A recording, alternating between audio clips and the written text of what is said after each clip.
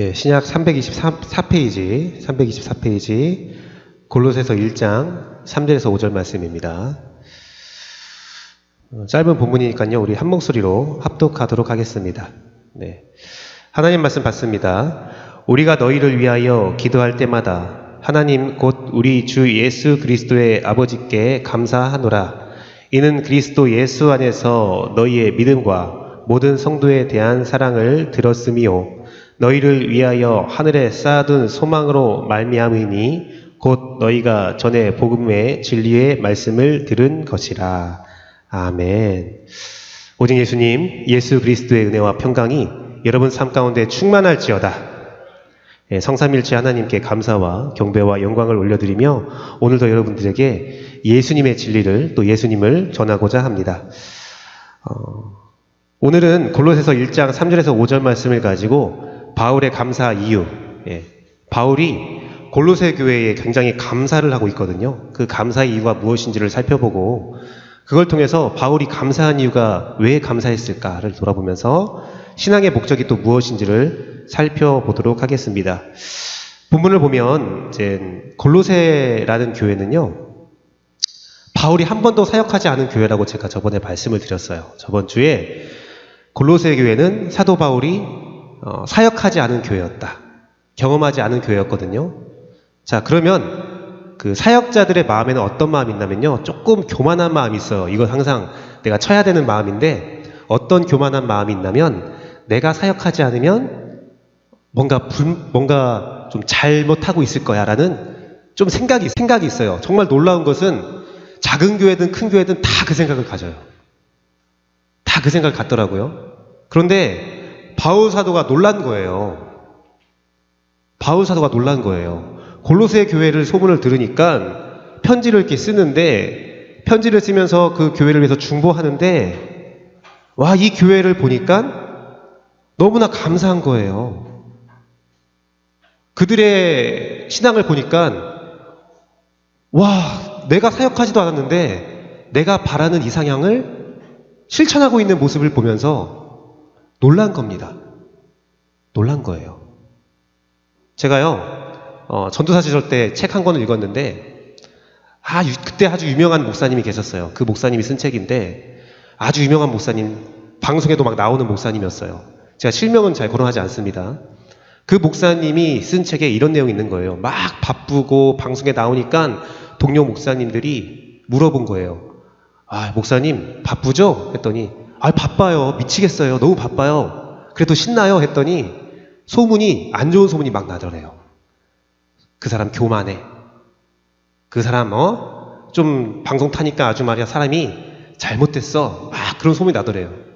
그래서 기도하다가 내가 이걸 어떻게 하냐 막 분노가 쌓인데도 기도하고 참다가 시간이 지나서 또 똑같은 목사님이 물어보더래요. 목사님 요즘 어때요? 했을 때 죽겠어요. 힘들어요. 어려워요. 기도해 주세요. 했더니 소문이 어떻게 돌냐면 그 목사를 위해서 우리가 기도해야 돼. 그 목사 힘들어. 그 목사 열심히 방송 나가고 우리 교계를, 우리 교단을 알리고 있는데 그를 위해서 우리가 기도해야 되지 않겠냐. 그 말미에 그렇게 써 있는 거예요. 내가 자랑하면 자랑이 아닌데 내 잘됨을 보면 사람들은 질투하고 내가 못됨을 보면 중보가 온다라는 거예요. 전 그것이 좀 슬펐어요. 그 내용을 읽으면서. 사도 바울이 그럴 수 있거든요. 자기가 사역 안 했는데 자기가 바라는 이상향을 펼치고 있는 교회를 보면 울컥 질투가 나올 수 있거든요. 근데 사도 바울은 오늘 본문에서 감사하다. 내가 감사하다. 우리가 너희를 위해서 기도할 때마다 하나님, 우리 주 예수 그리스도 아버지께 너무 감사하다. 왜 감사하냐? 너희가 이러이러한 신앙을 가지고 있구나. 내가 꿈꾸던 신앙, 내 신앙의 목적, 내 사역의 목적을 너희가 이루고 있구나. 그걸 이루고 있으니 너무 감사하다. 우리 교회도 그랬으면 좋겠어요. 다른 교회의 기쁜 소식을 들을 때 질투하는 게 아니라 감사하다. 우리도 그 꿈을 갖고 있어. 우리도 그 꿈을 공유하고 있어. 우리 교회도 그러한 교회가 되기 원해. 라고 말할 수 있는 넉넉함. 우리가 이기고 지는 거 아니잖아요. 그러한 감사의 이유. 그래서 오늘 말씀을 통해서 우리가 바울의 신앙의 목적, 사역의 목적, 감사의 이유를 알게 되면 우리도 그 똑같은 일들이 우리에게 감사가 되고 기쁨이 되기를 간절히 바라고 기도합니다. 이 신앙을 살아가다 보면 여러분들 신앙의 목적이 무엇이냐라고 물어보는 세상 사람들의 질문에 여러분은 무엇이라고 대답하고 있습니까? 교회가 이 땅에 있어야 되는 목적이 뭐냐? 그것이 무엇이냐? 저도 어렸을 때는 그런 질문을 사역자들, 전도사와 목사님들께 끊임없이 이야기했어요. 이렇게 십자가가 많은데, 이렇게 교회가 많은데, 편의점보다 교회가 더 많다고 하는데 교회가 더 있어야 됩니까? 교회의 목적이 무엇입니까? 신앙의 목적이 무엇입니까? 여러분은 무엇이라 대답할 수 있습니까? 그런데요, 그것을 대해서 잘 대답하지 못한다면 여러 가지가 이유가 있겠지만 저는 오늘 한 가지 이유에 대해서 부끄럽기 때문에 부끄러워요. 딱 말하면 그런 거 아닌 것 같은데 딱 말하면 부끄럽단 말이에요. 그것이 우리 신앙의 큰 장애물이 되었고 오늘날 교회의 방향성을 잃어버린 것이 우리의 신앙의 부끄러움이 되었던 사실을 우리가 기억하고 있습니다. 또 그것을 경험하고 있습니다. 그래서 오늘 말씀을 통해서 우리 재원교회가 바울의 감사 이유, 바울의 사역 목적, 그 신앙의 목적을 알게 된다면 우리가 바른 신앙을 소유하고 참된 목적을 회복하고 그 참된 목적 가운데 오직 예수님을 통하여 그 신앙의 완성을 할 수 있습니다. 그래서 오늘 바울의 감사 이유를 통해서 여러분의 신앙의 목적을 다시 한번 찾읍시다. 아멘. 바울의 감사 이유 첫 번째는 예수님 안에 믿음이 있다라는 겁니다. 예수님께서 주신 믿음을 골로새 교회는 소유하고 있었다는 겁니다. 4절 말씀 보니까 이는 그리스도 예수 안에 너희의 믿음, 두 가지를 말하고 있어요. 예수 그리스도 안에서 살고 있고 또 너희의 믿음에 있음이 있다라는 거예요. 즉 이것은 무엇이냐면 신앙이라는 것은요, 피동성과 수동성이 만나는 건데 우리가 예수님 믿는 것은 우리는 피동성이에요. 주님께서 우리를 인도하시는 거거든요. 성령님이 우리를 인도하지 않으면 우리는 믿음을 가질 수가 없어요. 여러분이 이 자리에 있다는 것 자체는 여러분들이 다 성령님 안에 이끌림을 받고 있다는 증거거든요. 골로새 교회도 성령님을 통해서 예수님을 믿게 되었습니다. 그런데 그 안에 또 뭐가 있어요? 너희의 믿음도 있다는 거예요. 우리의 근본은 예수님께서 인도하신 거지만 우리의 행위에서, 우리의 생각에서, 우리의 말에서 그 믿음이 하나씩 하나씩 묻어 나오고 있다는 겁니다. 그러니 감사하다. 너희가 예수님의 인도함 가운데 신앙을 가진 것도 감사하지만 그것보다 더 감사한 것은 그 신앙 안에서 너희가 치열하게 살고 있구나, 너희가 믿음이 있구나, 너희의 소식을 들으니까 정말 너희는 믿음 안에 살고 있구나, 그래서 감사하다. 사랑하는 재용교회 성도 여러분, 요한복음 15장 4절 말씀을 보면 내 안에 거하라, 나도 너희 안에 거하리라. 가지가 포도나무에 붙어있지 아니하면 스스로 열매를 맺을 수 없음같이 너희도 내 안에 있지 아니하면 그러하다라고 기록되어 있습니다. 예수님 안에 있으면 열매를 맺어가야 된다는 거예요. 근데 믿음은 있는데, 예수 안에선 있는데 너희의 믿음이 없다? 그것은 뭔가 잘못되어 있는 거죠. 주님이 주신 영양분을 골고루 흡수하지 못하는 거라는 거죠. 근데 골로새 교회는 어때요? 믿음 안에 있다라는 거예요. 열매가 맺어지고 있다라는 겁니다. 요한복음 3장 16절 말씀 보면 이 16절 말씀은 아주 유명한데 17절 말씀은 유명하지 않아요. 함께 16절 17절 말씀 함께 읽어보겠습니다. 둘, 셋.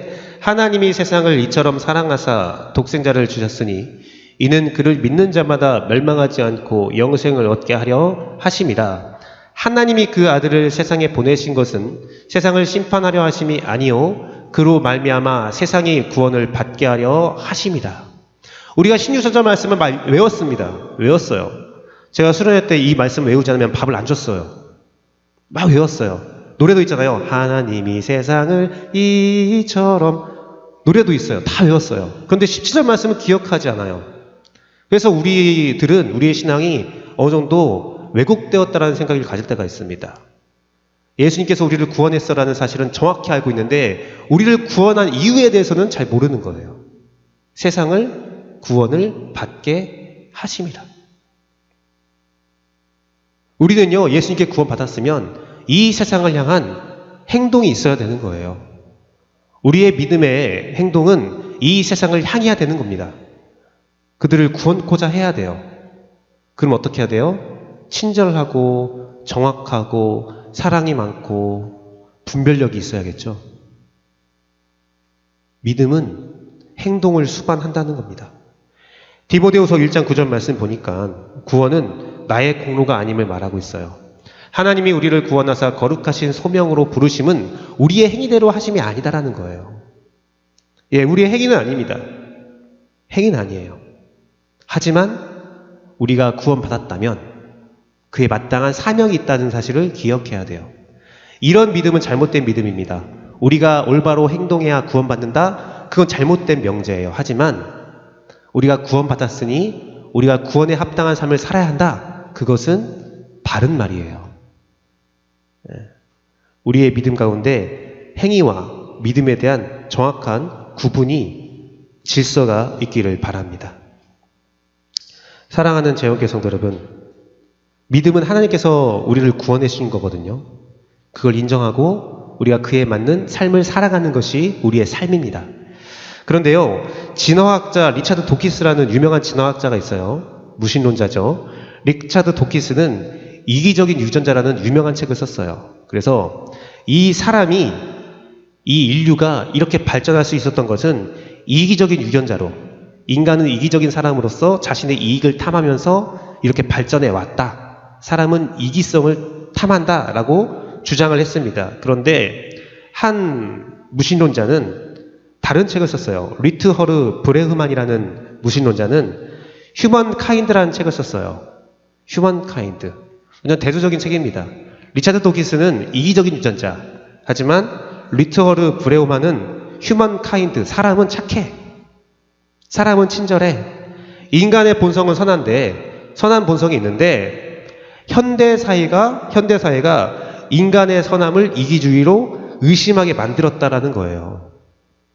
우리는 원래 착한데 이기적인 유전자 그런 책들이 인간은 원래 그래. 인간은 원래 그래. 인간은 원래 그래. 인간은 원래 이기적이야. 인간은 원래 욕심이 많아. 그렇게 계속 말을 하니까 학습되어서 그런가? 우리는 이기적인가? 우리는 이기적이 돼야 살아남을 수 있는가? 그렇게 사람을 변화시켰다라는 겁니다. 제가 이 말씀을 드리는 이유가 무엇이냐면 찰스 스펀전이라는 목사님은 믿음에서 이렇게 말했어요. 믿음은 단순한데 설명하다 보니까 더 복잡해지는 진리다. 인간이 왜 살아남았는가? 이기적이냐, 선한 건데 뭐 후천적이냐, 설명하면요 막 복잡해요. 그런데요, 인간은 선하거든요. 쉽습니다. 창세기 말씀에 하나님의 형상으로 인간을 지었다라고 되어 있기 때문에 인간은 선한데 그 뒤에 온 죄악이 우리를 선하지 못하게 만든 거거든요. 단순한 진리인데 설명하면 설명할수록 더욱더 복잡해진 것처럼 믿음도 그래요. 찰스 스펀저는 믿음을 설명하다 보니까 복잡해진다 그러면서 믿음은 딱 3가지만 기억하면 된대요. 지식과 동의와 신뢰.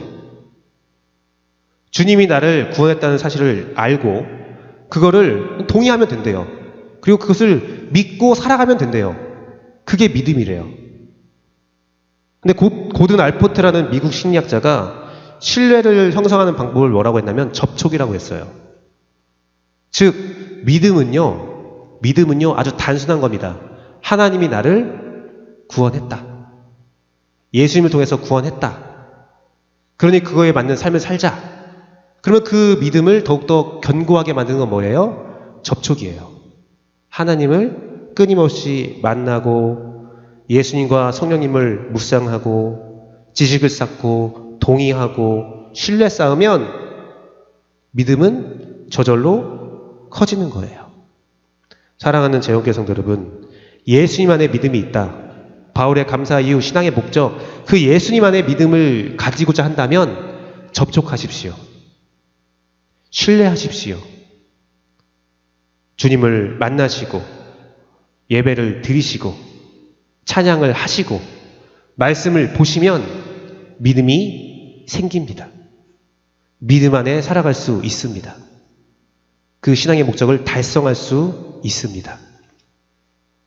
바울의 감사 이유 첫 번째, 예수님 안에 믿음이 있다. 우리 재원교회 가운데도 예수님 안에 믿음이 있을지어다. 두 번째는 모든 성도가 사랑이 있대요. 모든 성도가 사랑이 있대요. 그건 바른 삶을 소유하며 살아갔다는 거예요. 바른 삶, 바른 모습에 신앙이 있는 거죠. 4절 말씀 보니까 모든 성도에 대한 사랑도 들었대요. 모든 성도의 사랑을 들었다. 그런데 그 사랑은요, 예수님이 주신 믿음 가운데 그 의지와 행동을 살아내는 거죠. 전 사랑을 그렇게 생각합니다. 사랑은요, 무조건 잘해주는 것, 무조건 상대방의 요구를 들어주는 것을 사랑이라고 생각하지 않아요. 그건 일종의 방치라고 할 수 있습니다. 네, 방치라고 할 수 있어요. 많은 사람들이 이렇게 말을 해요. 아이들이 울 때에 울도록 내버려둬라. 혼내지 마라. 때리지 마라. 네, 그 말도 맞습니다. 하지만 어떤 쪽은 그냥 울도록 내버려두고 때리지 않고 혼내지 않는 것은 또 다른 폭력이다. 방치하는 거다. 내가 개입하기 싫은 거다. 그 말에 무엇을 따라야 할지는 굉장히 헷갈리죠. 뭐가 맞는 거야? 그런데 저도 육아를 하면서 매번 실패를 해요. 재밌는 것은 제가 둘째를 키우는데 셋째를 키우면 또 다를 것 같은데요. 첫째보다 둘째에게 관대합니다. 예, 제가 배운 게 그거였거든요. 이거 해도 안 되거나 내 맘대로 해서 그것이 꼭 좋은 건 아닌 것 같아. 학습이 되면서 둘째한테 좀 관대해지는데 문제는 관대하게 대한 둘째가 버릇이 없다는 거예요. 내려가면 내려갈수록 이렇게 버릇이 없어지는지. 관대한 만큼 버릇이 없어지더라고요. 첫째는 딱 하다가 막 아버지 이거 갖고 싶어요 막 하다가 눈빛만 변하면 딱 하면 아니에요 딱 하는데 둘째는 갖고 싶다니까요. 아니 갖고 싶다고요. 왜 내 말을 못 들어요? 하면서 틀려요. 뭐가 옳은지 모르겠어요. 하지만 그래도 생각되는 것은 그 아가페, 사랑이라는 것은 그냥 잘해주는 게 아닌 것 같아요. 발음을 가르쳐주고 이 세상에 혹독한 것도 가르쳐주고. 제 아이가 닌텐도 게임기를 샀습니다. 어떻게 샀냐면 제가 안 사줬어요. 네가 사줄 수 있었어요. 그런데 네가 갖고 싶다면 너의 용돈을 모아라. 비싸잖아요. 애들 한 40만 원쯤 하는 건데 막 어떻게 사요? 용돈이 없는데. 용돈을 안 주거든요. 야, 내가 계산해 보니까 너 설날에 얼마큼 받더라? 너 추석에 얼마 받더라? 애들이요 벌써부터 우리가 저금해 줄게 하면 안 되나요? 옛날엔 저금해 줄게 하면 6학년까지 다 믿었는데 아마 3학년 때부터 안 믿더라고요. 다 진짜 저금했는데 통장을 보여줘도 안 믿어요. 내가 딱 너희 받는 거 보니까 1년 혹은 2년 모으면 살 수 있을 것 같아 라고 했어요. 첫째가 결심을 했어요. 내가 모아 살 거야. 근데 너무 또 멀잖아요. 1년, 2년이. 그래서 걔가 꾀를 낸 거예요. 첫째가. 꾀를 내서 둘째한테 가서 야, 너도 닌텐도 갖고 싶지? 게임기 갖고 싶지? 아버지가 말하는데 우리 애들은 저 아버지라고 하거든요. 다 아버지 오면 하는데 아버지가 말하는데 우리가 설날 추석만 딱 하면 내가 모으면 2년만 모으면 살 수 있대.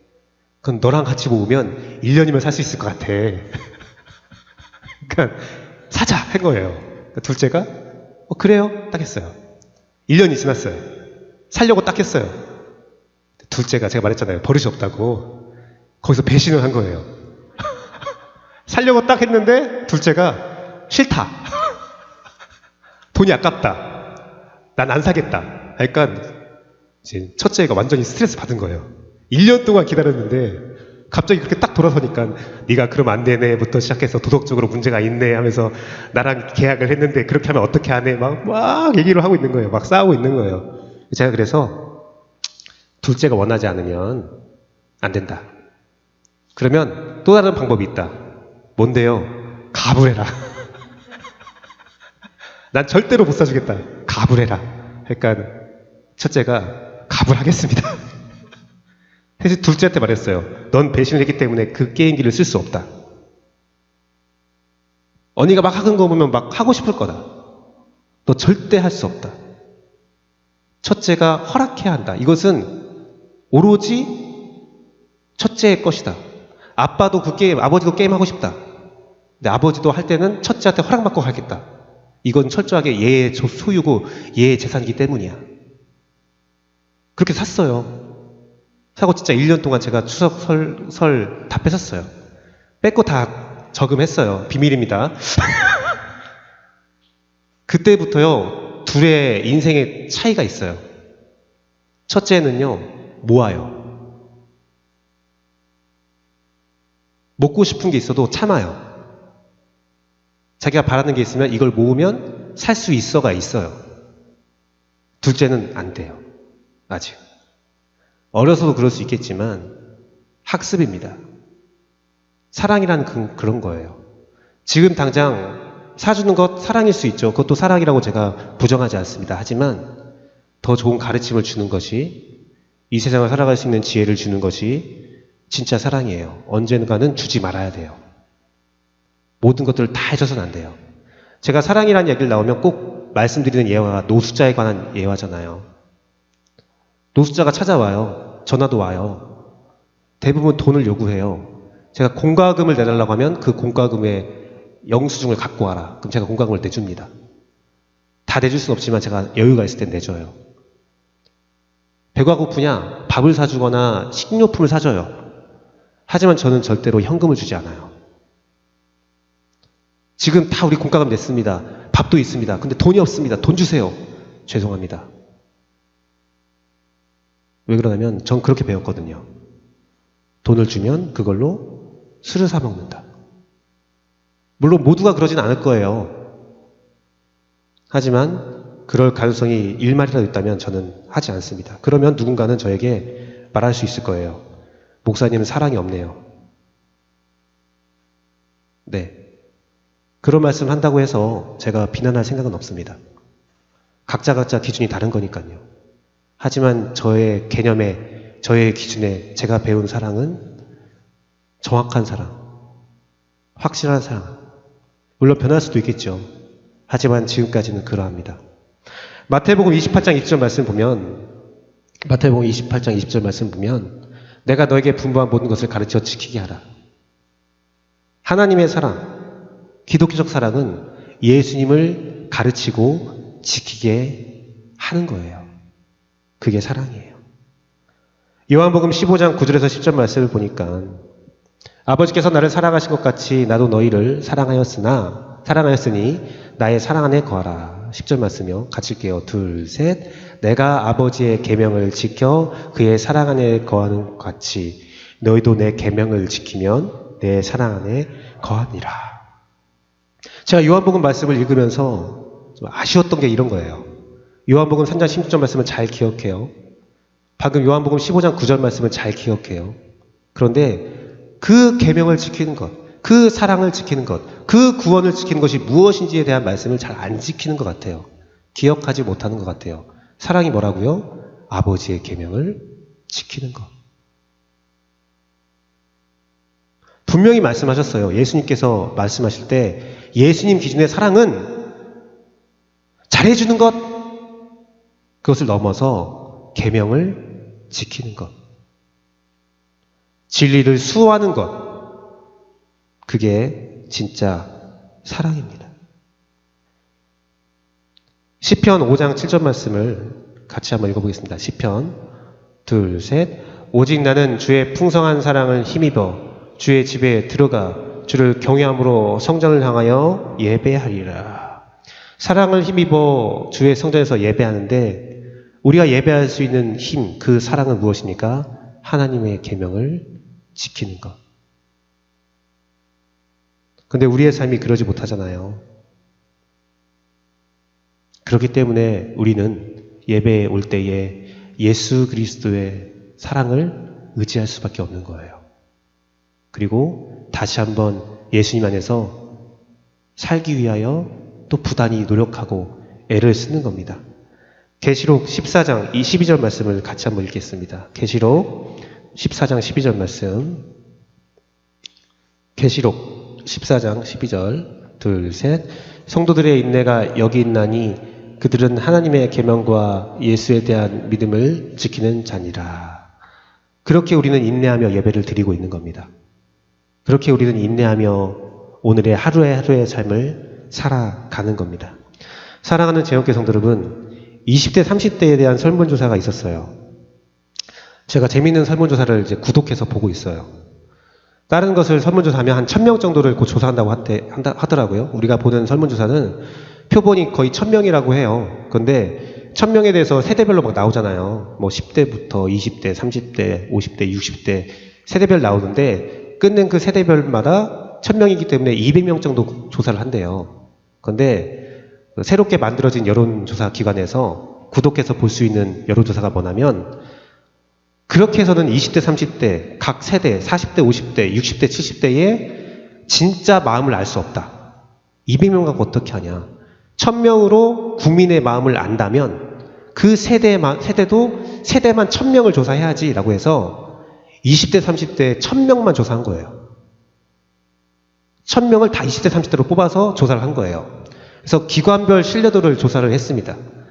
각 기관을 딱 설정해서 기관별 신뢰도를 조사했는데 1등, 신뢰가 가장 높은 데가 어딘지 아세요? 가장 높은 데. 거기는 대기업. 놀랍죠? 저는 좀 대기업은 신뢰하지 않을 것 같은데 1위가 대기업이래요. 대기업이에요. 그럼 꼴찌는 뭔지 아세요? 꼴찌는 맞히기 쉬울 것 같아요. 네. 국회. 국회가 꼴찌예요. 근데 이것은 실질적인 꼴찌가 아니에요. 왜 그러냐면 국회는 이제 베이지로 깔고 가는 겁니다. 여기서 조사해서 진짜 꼴찌는 끝에서 두 번째거든요. 어차피 국회는 뭐 우리가 국민들이 이것도 잘못된 건데 아예 신뢰가 바닥이니까. 그럼 끝에서 두 번째가 뭐든 줄 아세요? 기관 중에서? 실질적인 꼴찌. 실질적인 꼴찌는 교회가 됐습니다.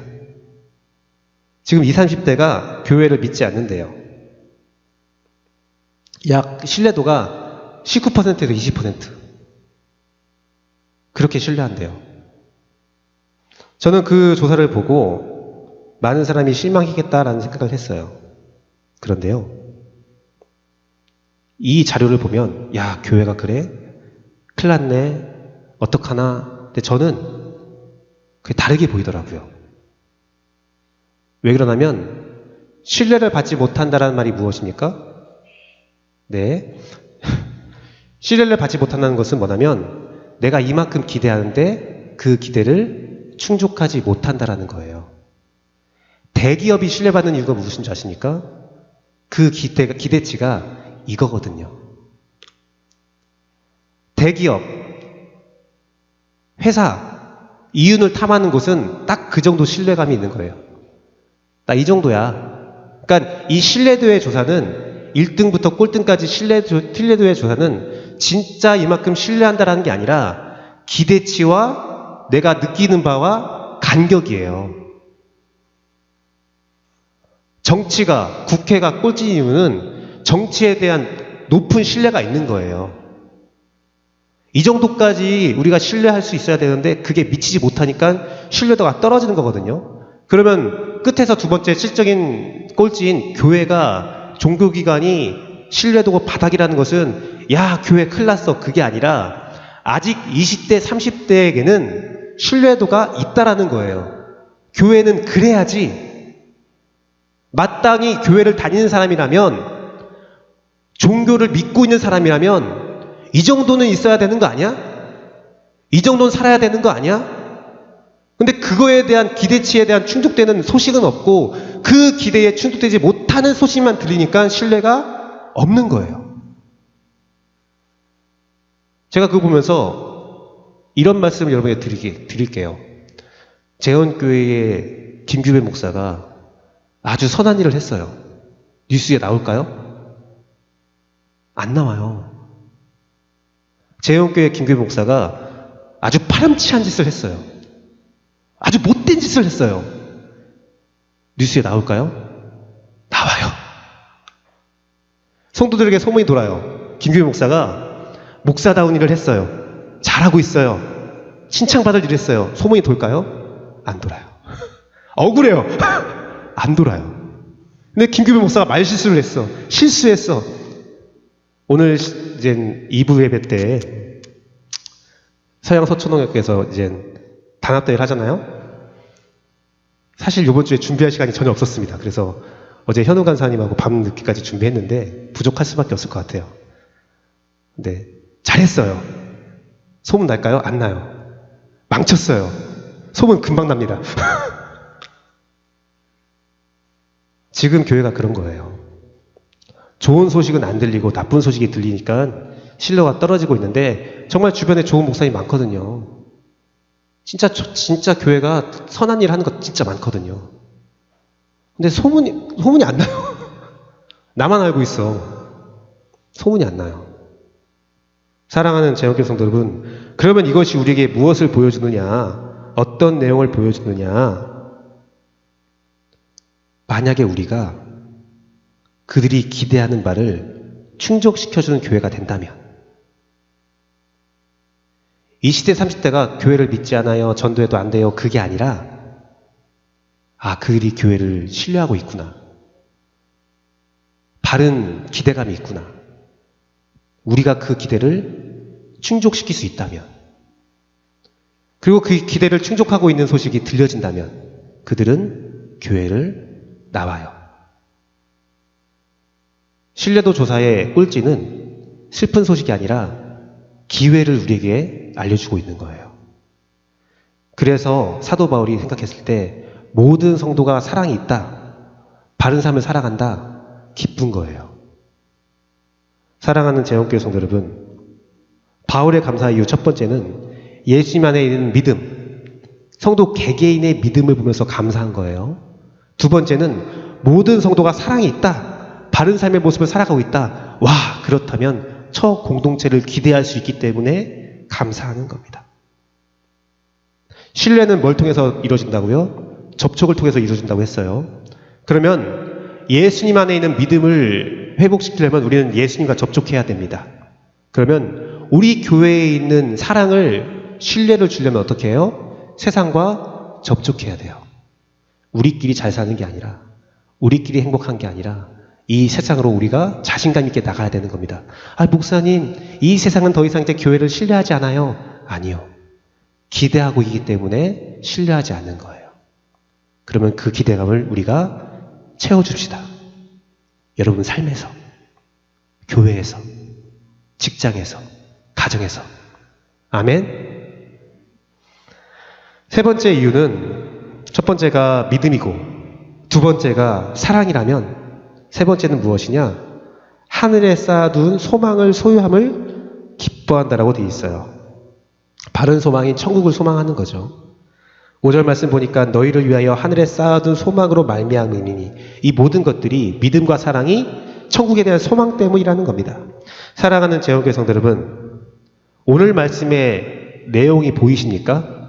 사도 바울이 바라는 신앙의 목적, 감사하는 이유, 믿음, 소망, 사랑.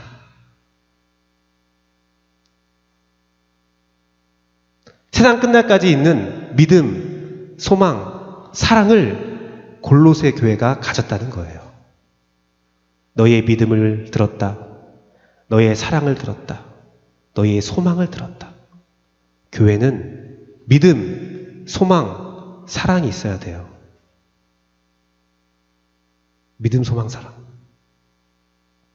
즉 사도 바울이 끊임없이 피를 토하고 말하고 다니고 사역하고 다니고 매질당하고 감옥에 갇히고 끊임없이 말한 것, 예수님께서 우리를 위하여 십자가에 달려 돌아가신 것, 뭐 때문에요? 믿음, 소망, 사랑.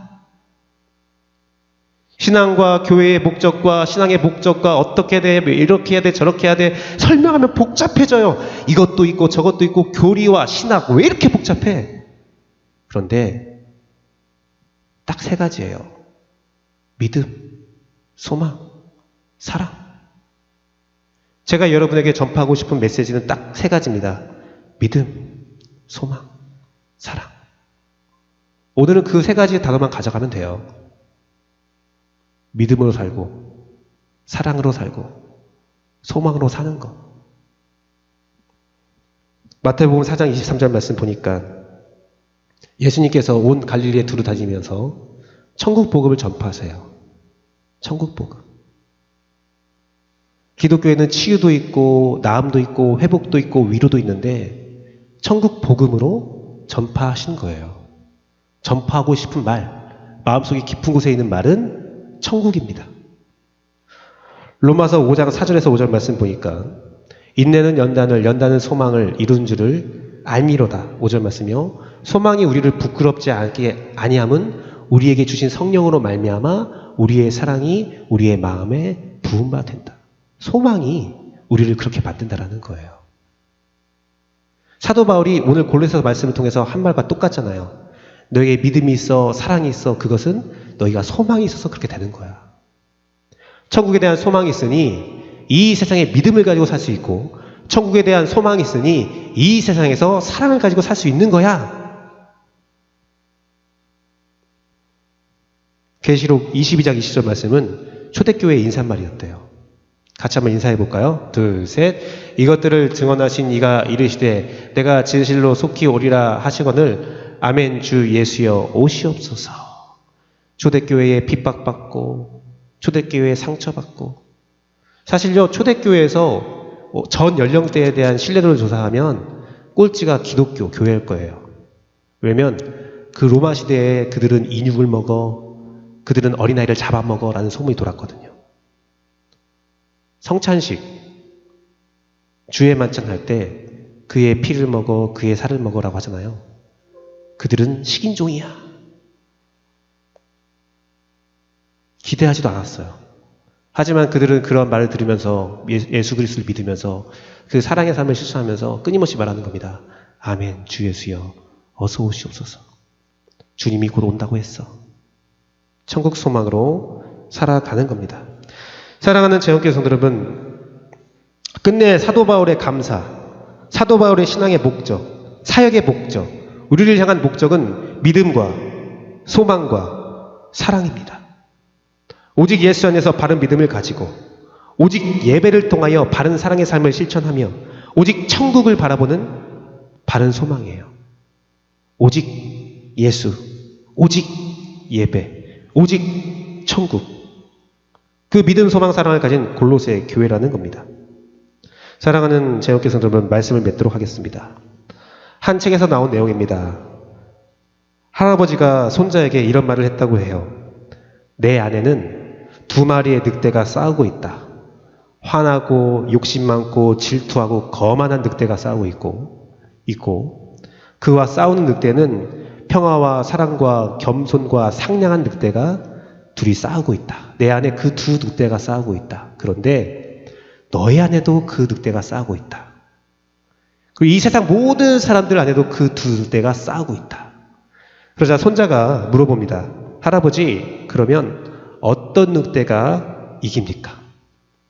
어떤 늑대가 이길 것 같아요? 할아버지가 이렇게 말했다고 해요. 당연히 네가 먹이를 주는 늑대가 이기지. 상대방 늑대에 먹이를 안 주면 그 늑대는 스스로 굶어 죽으니까. 사랑하는 제옥교회 성도 여러분, 우리 안에 어떤 늑대가 싸우고 있습니다. 성령이 주신 늑대가 싸우고 있고 세상의 늑대가, 죄의 늑대가 싸워요. 우리는 하나님의 본성, 하나님의 형상대로 지음받은 인간이어서 하나님의 본성이 여러분 안에 다 있습니다. 근데 죄가 들어와 싸우고 있어요. 목사님, 그러면 어떤 성향이 이겨요? 하나님의 본성이 이깁니까? 아니면 죄의 본성이 이깁니까? 저는 대답합니다. 여러분이 먹이를 주는 그 본성이 이겨요. 그렇기 때문에 우리는 오늘도 하나님을 만나야 돼요. 그렇기 때문에 우리는 하나님을 만나 내 안에 있는 선한 늑대에게 먹이를 주어야 돼요. 악한 본성의 늑대를 잡아먹을 때까지, 이길 때까지 우리는 믿음과 사랑과 소망으로 살아야 합니다. 만약에 오늘 말씀을 우리가 들었다면, 그 말씀이 우리 안에 있다면, 바울의 감사 이유, 신앙의 목적, 사역의 목적을 우리가 알았다면, 하나님을 만나기 위하여 성령 읽고 기도하고 예배하고 접촉을 늘려가며 믿음, 사랑, 소망의 삶을 살아갈 수 있습니다. 전 여러분들의 안에 있는 믿음과 소망과 사랑의 늑대가 이길 거라 확신합니다. 우리 함께 그 마음을 고백하며 함께 주님 내 안에 함께 찬양하시겠습니다.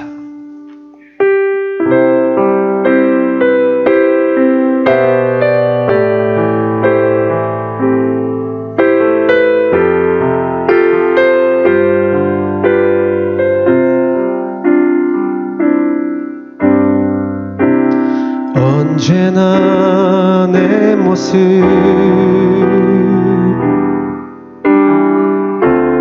너무나 부끄러워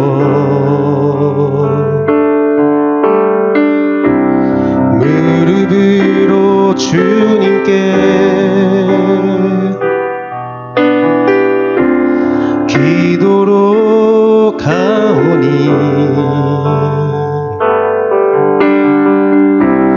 나 홀로 서 있는 죽은 내 영 깨우사 주님만 나를 세워 내 영 살게 하소서. 주님 내 안에 주님 내 안에 내 안에 계시고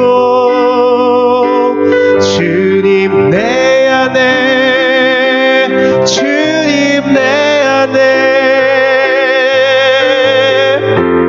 나를 세워. 우리 한 번 더 고백합시다. 언제나 내 모습 언제나 내 모습 너무나 부끄러워 무릎으로 주님께 기도로 가오니 나 홀로 서 있는 죽은 내 영 깨우사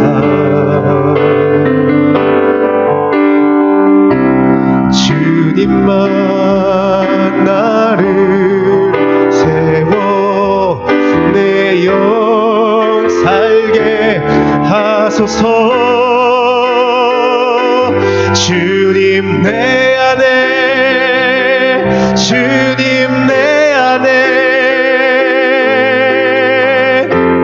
내 안에 계시고 주님 내 안에 주님 내 안에 나를 세워주소서. 주님 내 안에 주님 내 안에 주님 내 안에